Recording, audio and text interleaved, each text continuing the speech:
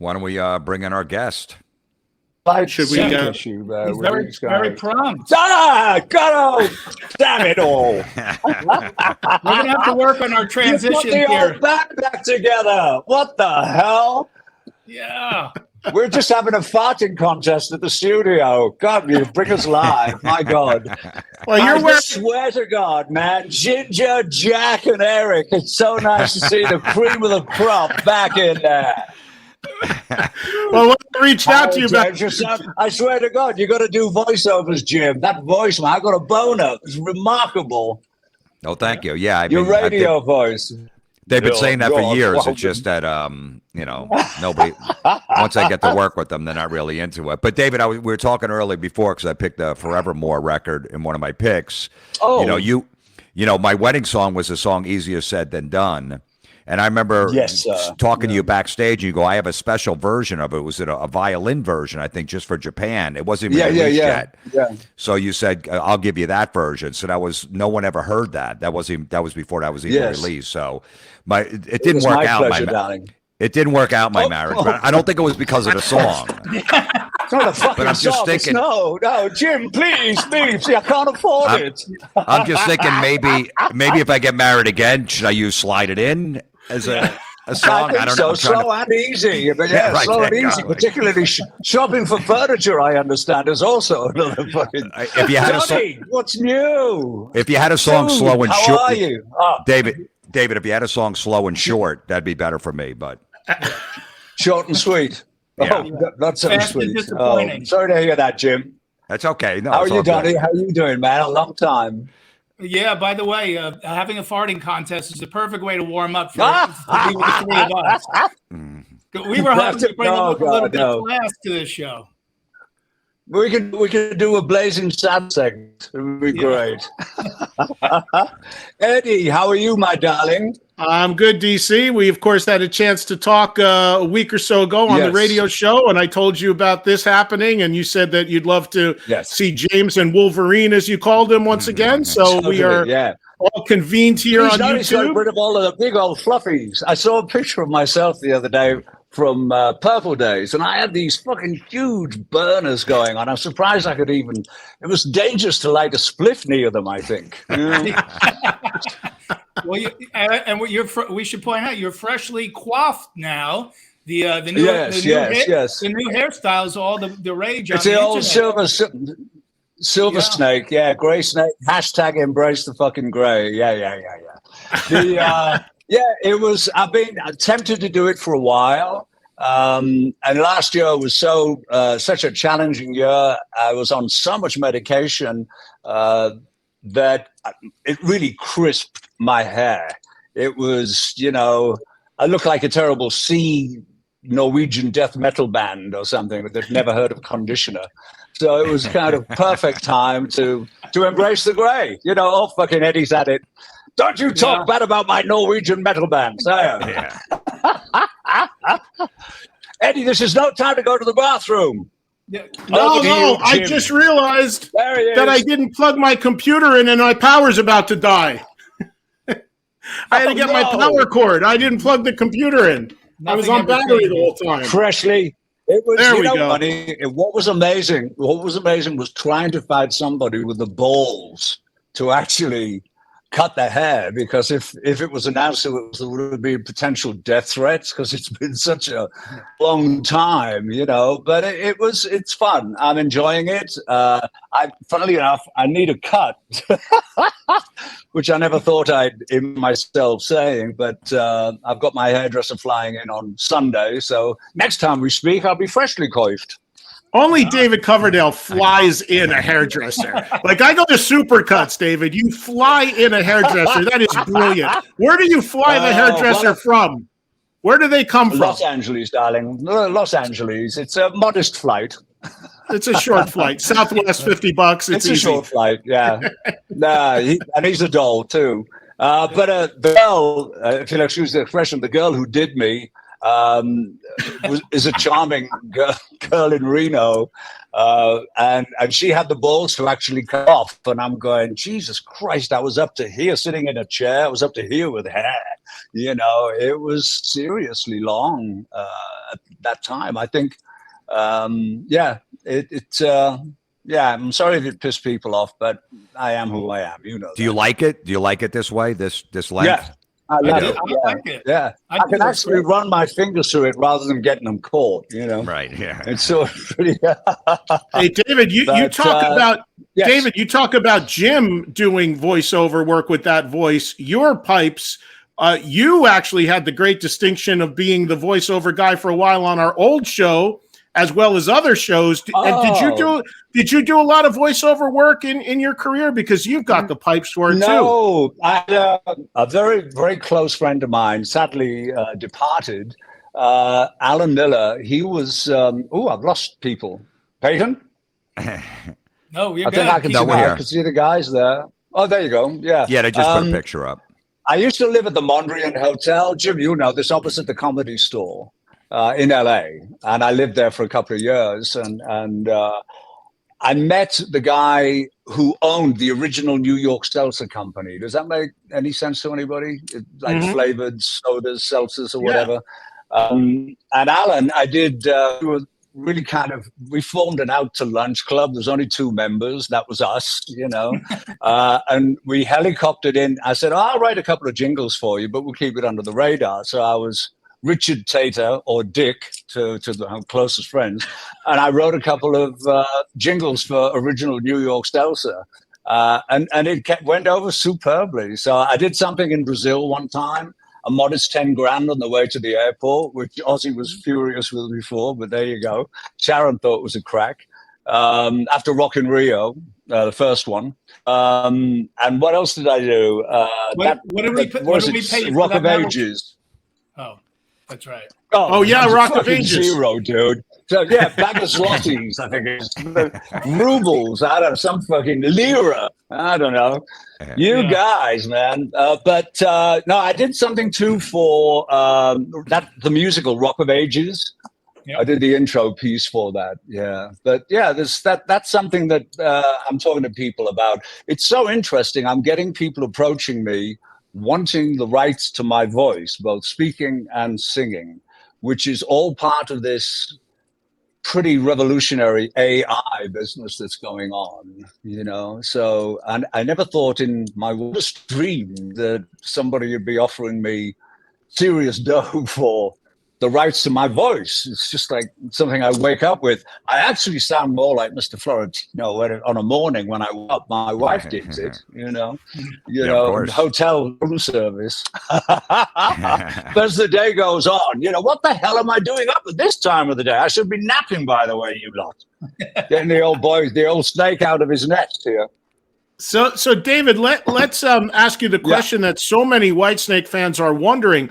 What is the status of the band, and is there a future for Whitesnake? Do you plan to ever tour or record again? Or we know that you were doing a farewell tour in the UK, and that sort of didn't end well. You got ill and all of that. Yeah. Do you hope to fire up the band again, or do you kind of content with where it's left? I really do. Yeah, I really do. I was texting with both Joel and Tanya. Tanya's got a break in between working with our friend Bruce Dickinson. So she's going to come up and hang for a week or so. I think Joel's in the neck of the woods soon, so I said stop by. These people, as we discussed before, are such premium people and musicians to work with. It was an absolute joy. And, you know, we've been seeing a little bit of the footage and hearing some of the recordings of it, and it really is a searingly hot fucking bunch of players, and they were all working together as an absolute band. It was amazing. Even though we lost Red Beach early on in the tour, you know, to illness, it was still dangerous out there to get out. But to answer your question, I really do hope so. Where there isn't a week goes by, there isn't some discussion or a hint of something to do with Japan, South America, and of course the evergreen and ever popular residencies in Vegas, you know. But to put this amazing Whitesnake orchestra back together for 2 or 3 weeks, I'm not sure is it'd have to be something of significance. So I want to make sure I'm healthy enough to undertake that, to commit to something like that, because it was hard fucking going, dude, at 70. I've told you before, 69 was the right age for me to retire, but fucking COVID, But so it doesn't sound the same that David Coverdale retires at 71 plus, whatever. But I do hope that something goes on. Yes, there will be more recording. We've got an interesting treat coming out later this year. But right now, I just got an email. We're doing incredibly well with the box set. It's on rock radio. It's really taking off. The team that we're working with, the syndicate, are really pulling all the stops out. It's a big deal, this legacy series of mine. And I'm very proud of it. And the response I'm getting on social media is incredibly positive. You got yours, I think, Edward, didn't you?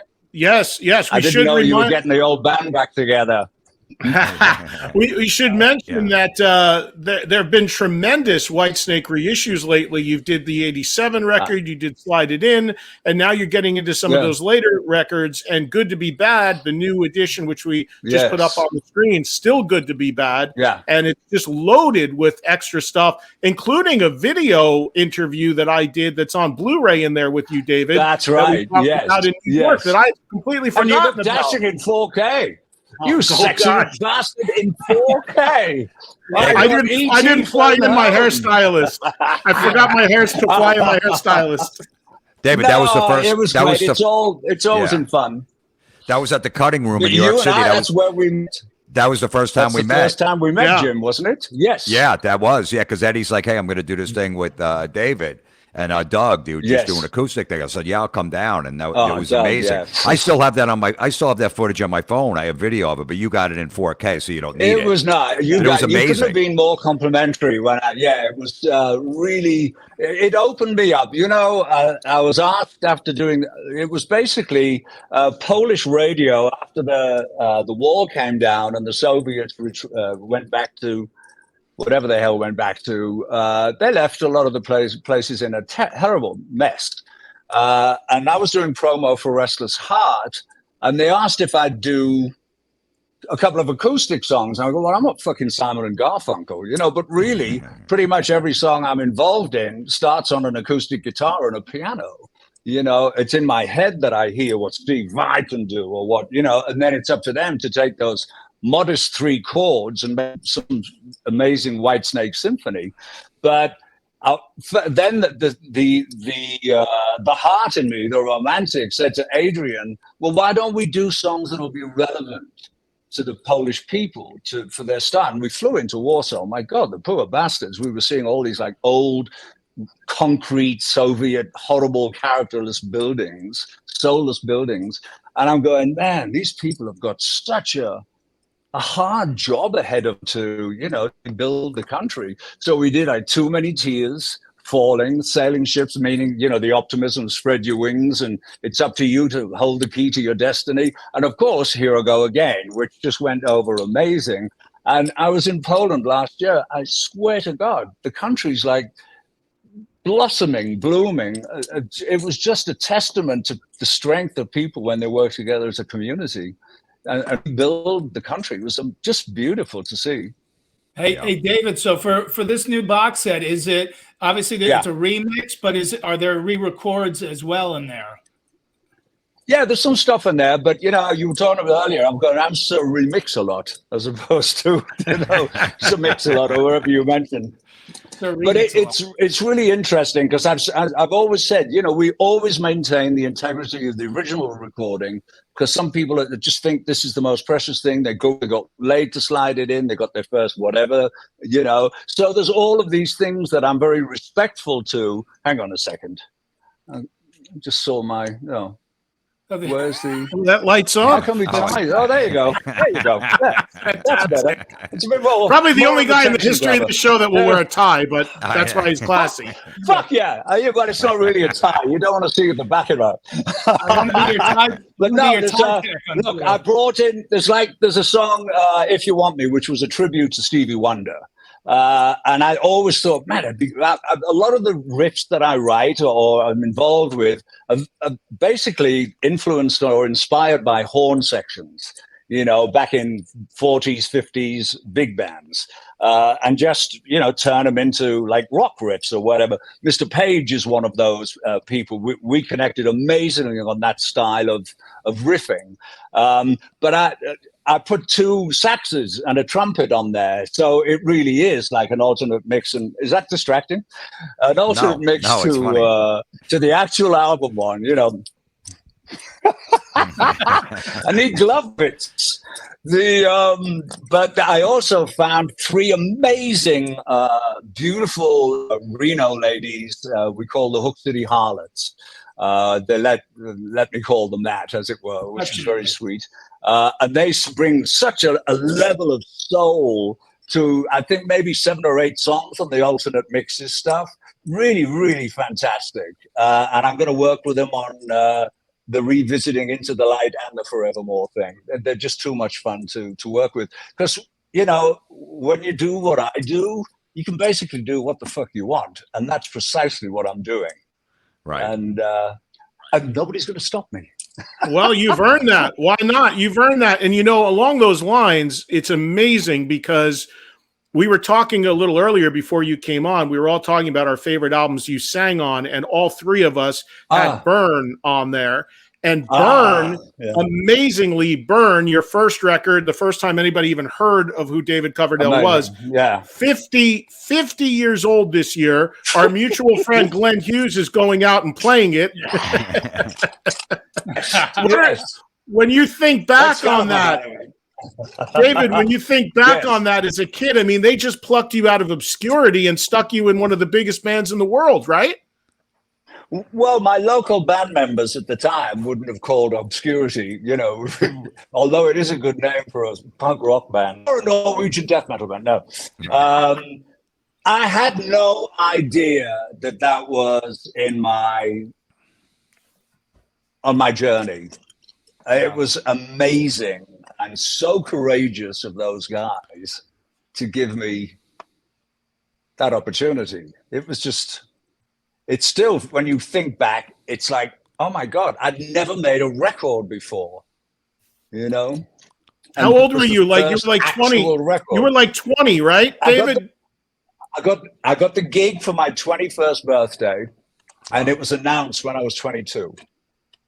Wow. And when you hear that record from 50 years ago, what are your thoughts when you hear yourself singing and when you hear the material and when you go back 50 years listening to it, what do you think? Not too shabby. Not too shabby at all.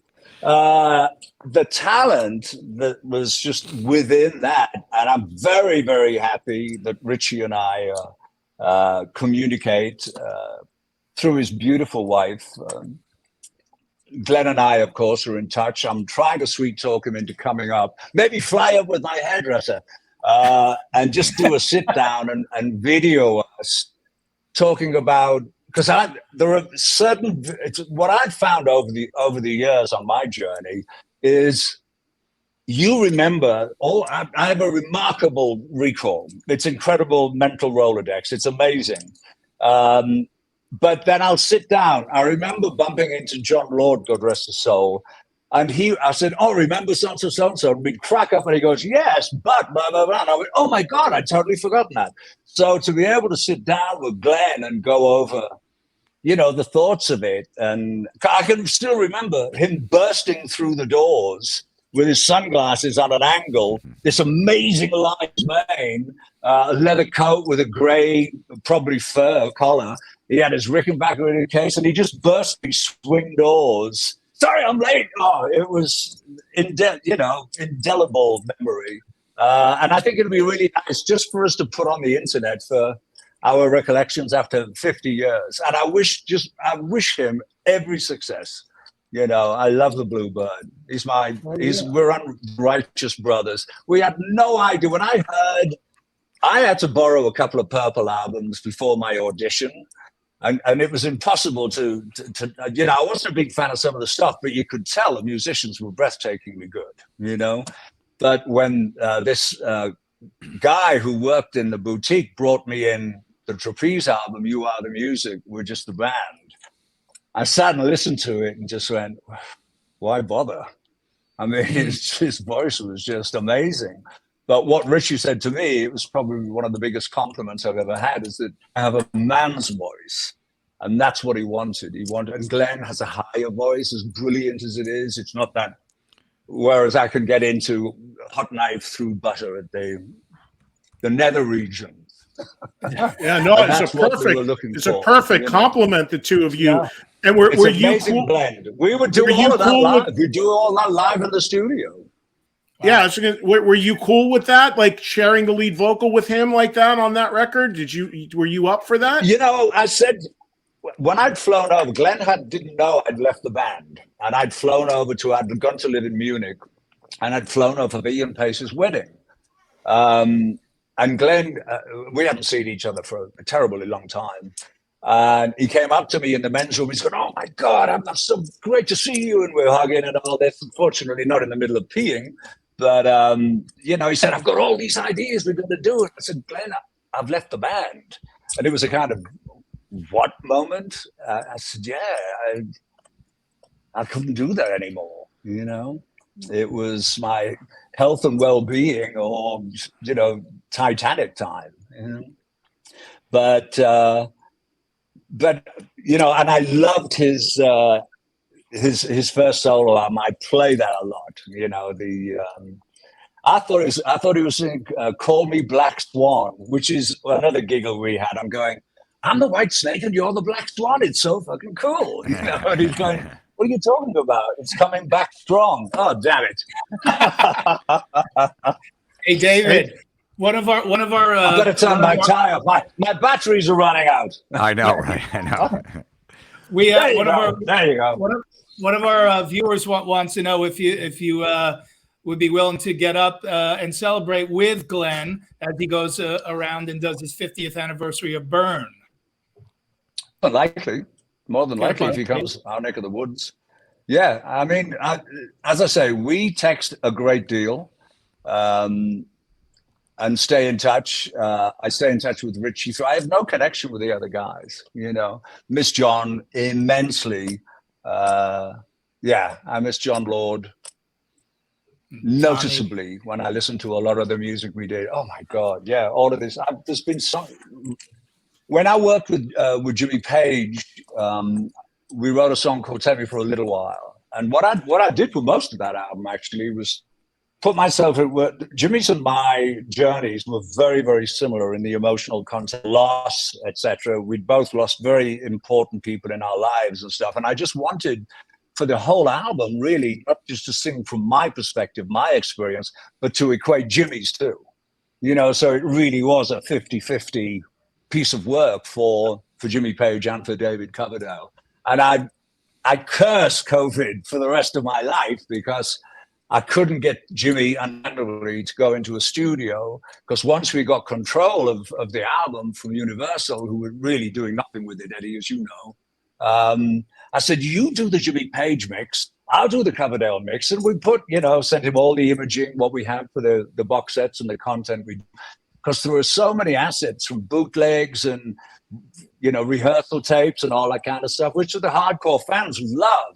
Those evolutions, things that we do, guys, you know, where you hear a basic scratch out of tune acoustic guitar, then you hear, say, Doug added to it, and then you'll hear a keyboard being added, and et cetera, from, you know, and turning into a song that you know and play daily, you know.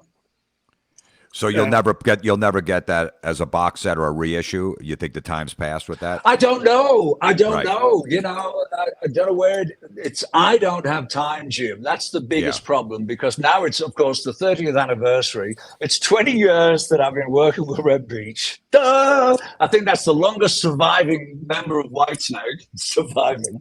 30th anniversary of Coverdale Page and the 50th anniversary of joining Purple. Life changer, game changer, you name it. But I'm hoping Jimmy will grab it by the short and curlies and run with it.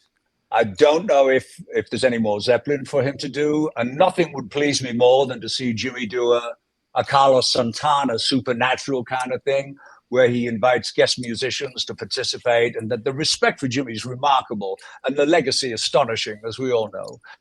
But I don't have time. I'm fully booked, and if I can squeeze a tour in with these exquisite snakeettes, then I'm going to do it, you know. But one last, I would have to pass the torch to James on that, Jimmy. Go on, Jim. Real quick, yeah.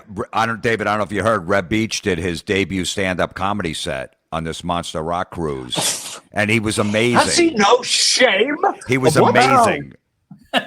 And he does the stories I've heard for 20 years. Yeah, I told him, like, I went on after him. I go, Reb, I can't follow you. I said, you did so well. I said, don't ever do comedy again because this is the best it's ever going to get. Just retire now. It's only downhill from here.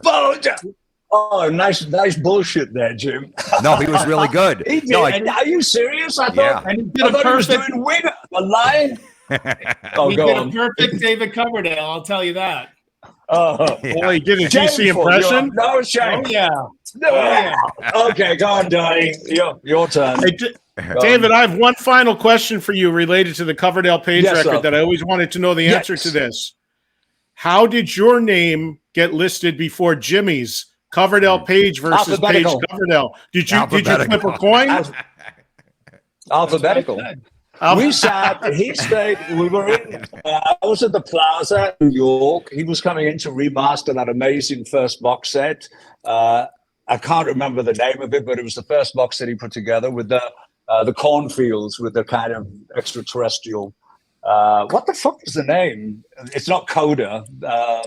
It was a beautiful re-imaging. But I was going through a very, very knockdown, drag-out divorce, as you guys know. And Jimmy had called me because I was all ready just to focus on that. I told all the band in Tokyo at the last Liquor and Poker show that if something came up, to go for it. You know, I don't know what's going to happen. I'm just going to take a break. I hadn't stopped for 3 or 4 years. And so everyone was very great about it. And then Pagey calls and total through a fox in the chickens. I'm going, oh my God, everything I decided I was going to do is off the track. And Cindy and I had just met, my wife of 33 years. And I'm sitting in the coffee chairs overlooking the magnificence of Lake Tahoe. And she said, what is it? And I said, oh man, I don't know what to do. I'm such a huge admirer of Jimmy Page and had been since before the Yardbirds. And I said, this would be something that completely different from what I'm doing, you know, from what I've been doing, the identity of Whitesnake, just to go in with something absolutely new. She said, well, do it. You know, just that cut and dried. I went, fuck it. So Jimmy was flying to do the mastering with George Marino in New York.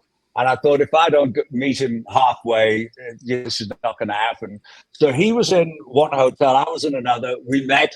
The lawyers are all outside, and we just shook hands and said 50-50 all the way. I said, alphabetical? He said, sure. And that was it. Wow. It's amazing. Wow. You guys got anything else, or should I let DC go? We connected great. It's lovely to see you. Let me say, it's great to see you guys back on the air together. Thanks, David. David, so where's the best spot they can pick up this new box set? Should they go to the Whitesnake website? Should they go to Amazon? What's the best thing to do? Well, you know, I'd like to put in a note to Rhino to make sure it's out there, you know, but yeah, I've got mine from Amazon and I've got mine from iTunes. So, you know, I always do it. It's a kind of a ritual for me. I always buy my own stuff and make sure all the participants get copies of it, you know. And Doug and I are texting a lot, and it's always a delight for me to send it out to Timothy Drury, Uriah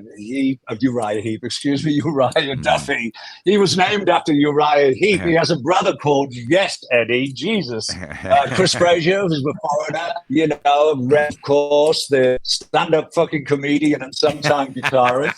And of course, the electrifying Doug Orch. It's a blistering. You know, I remember saying at the time, wow, if this is the last record I made, I'm just fine for that. And Doug and I wrote a fucking another one in Forevermore, you know, so whatever. Great. Well, I think it's fabulous. Can I go and have a fucking nap now? Gonna go for a nap? that battery's going to die out on that tire. We don't want, because it's not flashing anymore. So it's definitely, it's low. No, I think it is. I've been arrested for that before, George Michael. No. Yeah. There you go. Thank you, David. Great to see you. Take care, Thank you for doing this. Thank you. See you soon. Thanks.